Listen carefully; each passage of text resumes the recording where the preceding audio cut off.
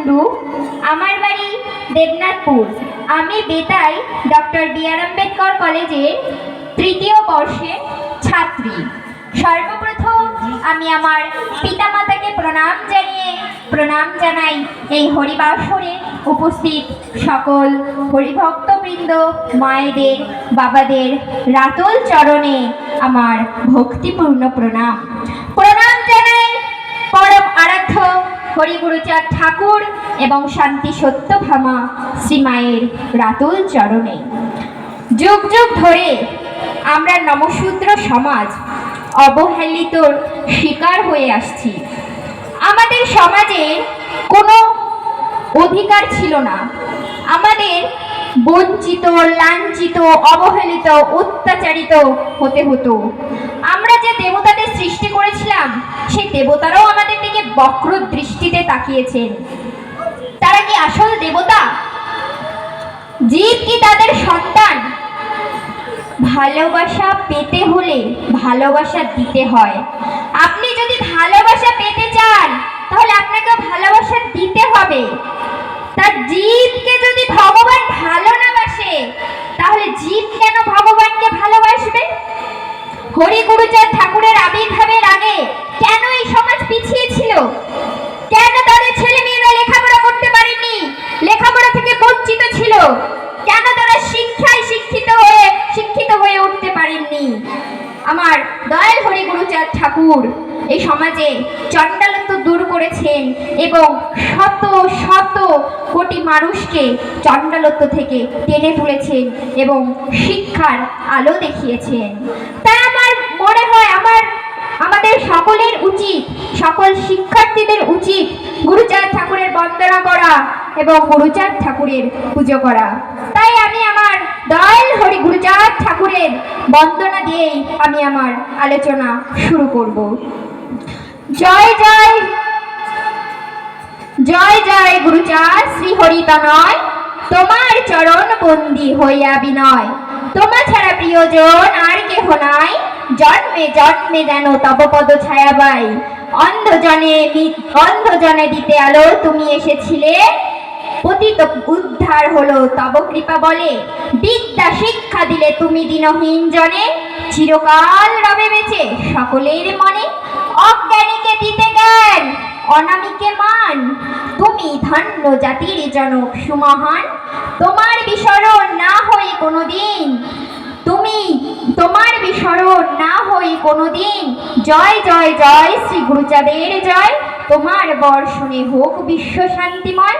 তাই আমরা নিম্ন বর্ণেও, আমরা নিম্ন জাতি ছিলাম, সেই চণ্ডালত্ব জাতি, যে জাতির কোনো দেবালয়ে প্রবেশ করার অধিকার ছিল না, যেই জাতির পুজো করার অধিকার ছিল না, যেই জাতির পাঠ করার অধিকার ছিল না, তারা যদি পূজা অর্চনা করত, লেখাপড়া শেখার কোনো অধিকার ছিল না, তারা যদি পূজা অর্চনা করত, তারা যদি পাঠ শুনতো, কানে শুনতো, তাহলে তাদের কানে গলিত সীসা, গরম সীসা ঢেলে দেওয়া হতো এবং তারা যদি পাঠ মুখে করতো তাহলে তাদের জিভ কেটে নেওয়া হতো।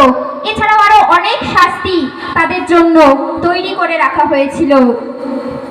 তাই আমার হরিগুরুচাঁদ ঠাকুর এই অসহায় মানুষদের এই কষ্ট, এই দুরাচার, এই ব্যভিচার তিনি সহ্য করতে পারেননি।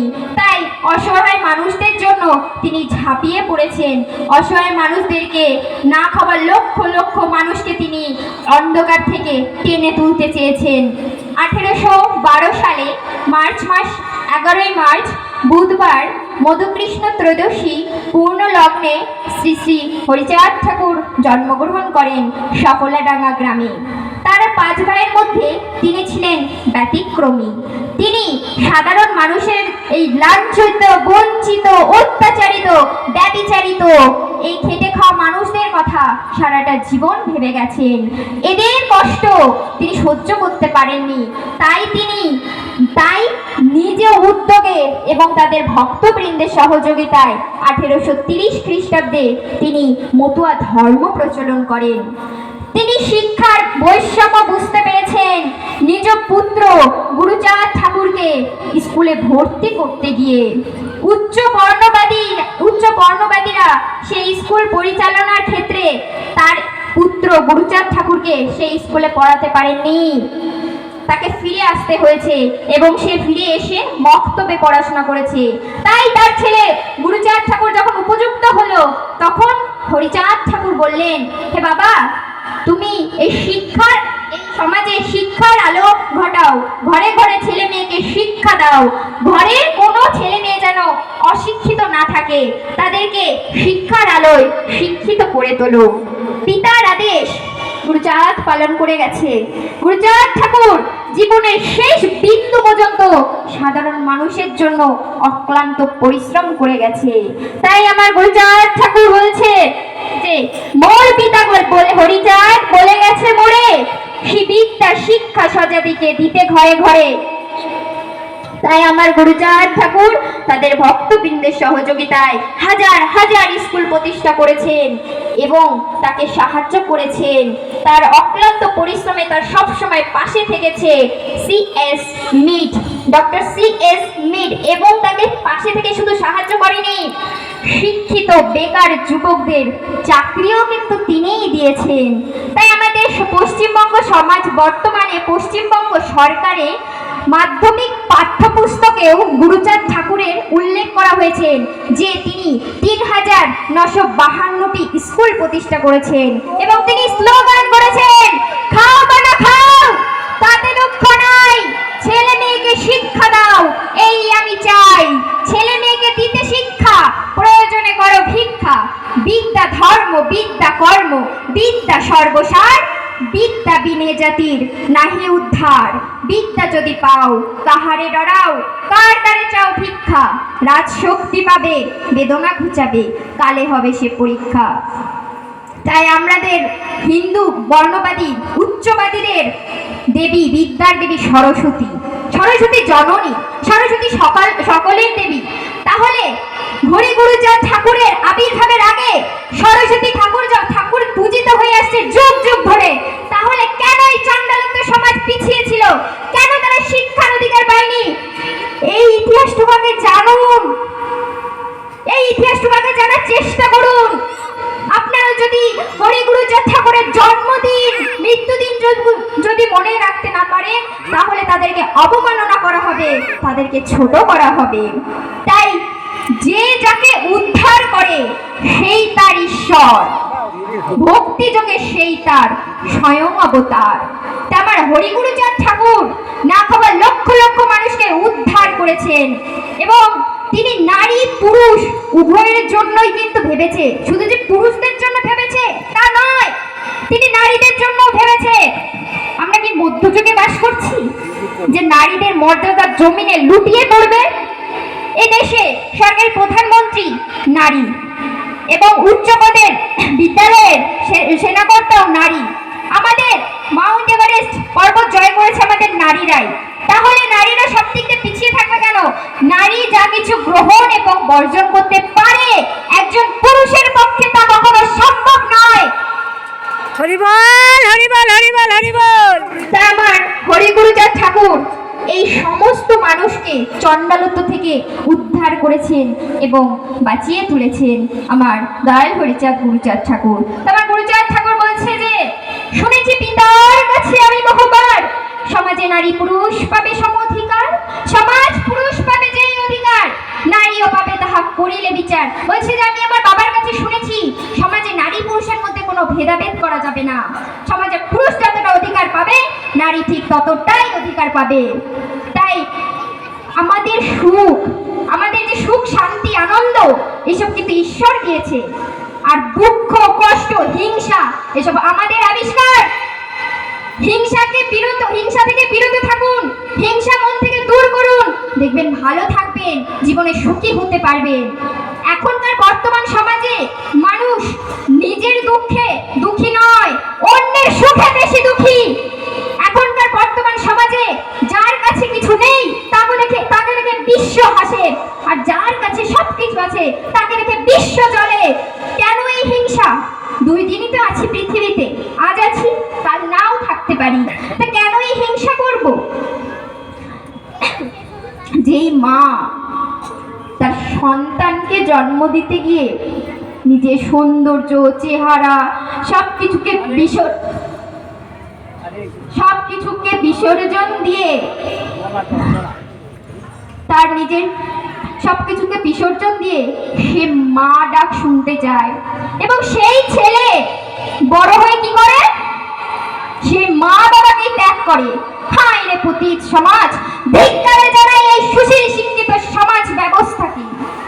যেই ছেলে মেয়েকে এত ছোট্ট থেকে বড় করলো, হাত ধরিয়ে হাঁটা শেখাচ্ছে, নিজে ছেঁড়া পোশাক পরে, মা বাবা ছেঁড়া জামা কাপড় পরে সেই ছেলে মেয়েকে পোশাক পরাচ্ছে, ছেলে মেয়েকে স্কুলে পাঠাচ্ছে, লেখাপড়া শেখাচ্ছে, নিজের রক্ত বিক্রি করে হলেও ছেলে মেয়ের সব আহ্লাদ সমস্ত কিছু পূরণ করছে মা বাবা। পরক্ষণে সেই মা বাবার জায়গা কোথায়? বৃদ্ধাশ্রম। আমরা কি মানুষ? আমরা কি মানুষের মধ্যে পড়ি? আমরা শিক্ষিত হয়ে যদি এইরকম ব্যবহার করি মা বাবার সাথে, আমার গুরুচাঁদ হরিচাঁদ ঠাকুর বলেছে যে পিতা মাতাকে ভক্তি করো, শ্রদ্ধা করো, পুজো করো, তোমাকে আমায় ডাকতে হবে না, আমার পুজো তোমায় করতে হবে না, আমি নিজে এসে তোমাকে ধরে দেব। আমরা সকলে পুজো করি, শ্রাদ্ধ শান্তি করি, বিয়ে দিই, ব্রাহ্মণকে ডেকে আনি, তাই তো? ব্রাহ্মণকে ডেকে আমরা পুজো করি, আমরা পুজোর সমস্ত আয়োজন আমরা নিজেরাই করি, কিন্তু পুজো আমরা করতে পারি না, আমরা ব্রাহ্মণকে ডেকে এনে পুজো করি। তাহলে আপনি কি বোঝাতে চাইছেন যে বাবা তুমি উঁচু, আমি নিচু, আমাকে উদ্ধার করো, তাই তো? আমাদের নিজেদের পুজো আমরা সমস্ত নিজেরা রোজগার করে নিজেরা সাজাবো, আয়োজন করবো, সেই পুজো কেন ব্রাহ্মণ করবে? সেই আমাদের নিজেদের পুজো আমরা নিজেরাই করব। আমাদের মন্ত্র একটাই, জয় হরিবল, জয় হরিবল, জয় হরিবল, জয় হরিবল,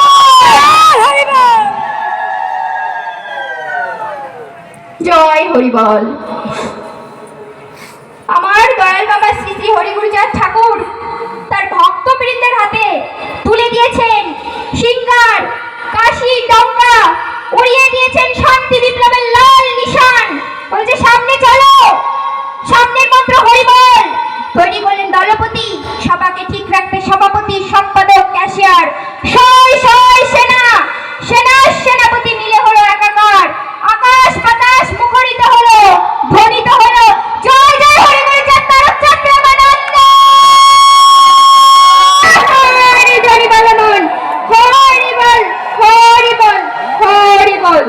আজকে এত সুন্দর অনুষ্ঠান, কত ভক্তবৃন্দের আয়োজন, এত ভালো লাগছে অনুষ্ঠানটা দেখে। আপনারা আশীর্বাদ করবেন যাদের এই অক্লান্ত পরিশ্রমের ফলে আপনাদের এই অনুষ্ঠানটির উপহার করতে পেরেছে, তারা যেন প্রত্যেক বছর বছর এর থেকেও আরো ভালো অনুষ্ঠান আপনাদেরকে উপহার করতে পারে। আমি আপনাদের ঘরের ছোট্ট সন্তান, আমার সত্যি আমি এত বড় হয়ে যাইনি যে আমার ঠাকুরকে আমি এখনো খুঁজে পাইনি, এখন আমার অনেকটা পথ যাওয়া বাকিতে। আপনারা আমাকে আশীর্বাদ করবেন আমি যেন দেশ বিদেশে আমার হরিচাঁদ গুরুচাঁদ ঠাকুরের আলোচনা করতে পারি এবং অনেক নাম করতে পারি। আর একবার সকলে মিলে ধোয়া দিলে জয়